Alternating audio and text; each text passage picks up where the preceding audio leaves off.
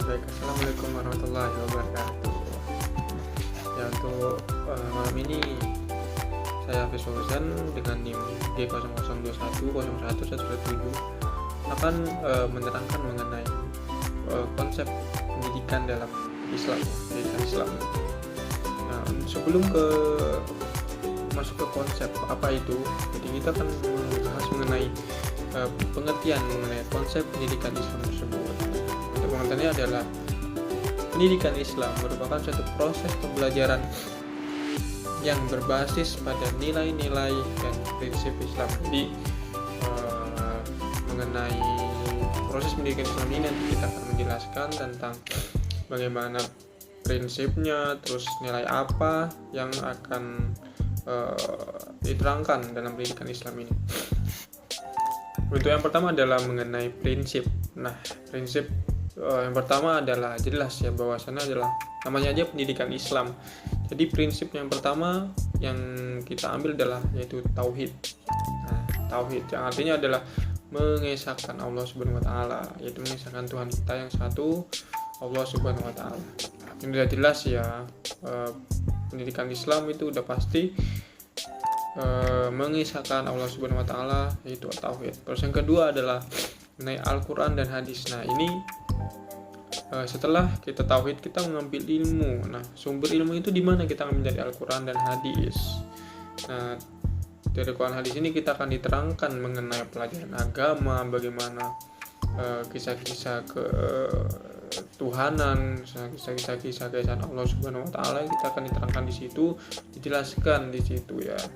Terus yang kedua tidak luput adalah ilmu pengetahuan dan teknologi. Nah, selain daripada ilmu akhirat, nah di pendidikan Islam ini juga mengajarkan tentang ilmu duniawi, yakni ilmu pengetahuan dan teknologi. Ini penting ya, karena kedua ilmu ini akan saling berkaitan antara ilmu akhirat dan ilmu agama, dan itu nantinya juga dibutuhkan untuk keseimbangan ketika kita ada di dunia, yaitu.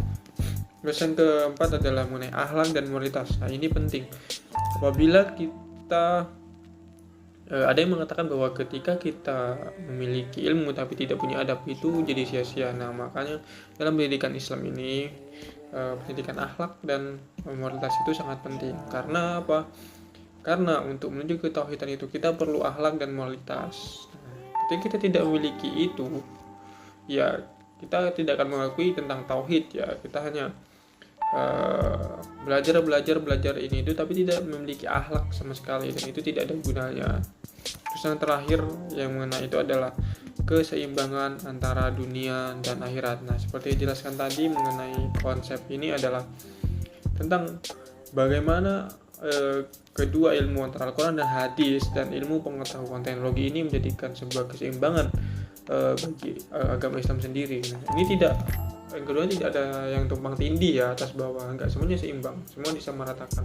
Wah, tidak, Al-Quran ini tidak hanya penting saja, lebih tinggi daripada ilmu pengetahuan dan teknologi, kita disediakan dengan seimbang. Artinya sama-sama diperlukan lah untuk mencapai sebuah ketauhidan.